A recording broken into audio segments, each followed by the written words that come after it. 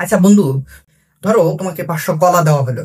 এটা দেশের যত গরিব মিসকিন মানুষ আছে এদের ভিতরে তোমাকে ধরো 20 জনকে যদি বন্টন করে দেওয়া হয়, দিতে বলা হয়, তাহলে তুমি কিভাবে বন্টন করবা? দেখো বন্ধু, বিষয়টা তো একটু জটিল, কঠিনও বটে। তবে আমার দ্বারা কোনো ব্যাপার না, বুঝছো? এগুলো তো সলভ করা 2-4 মিনিটের ব্যাপার। তুমি কিভাবে বন্টন করবে সেটা বলো আগে।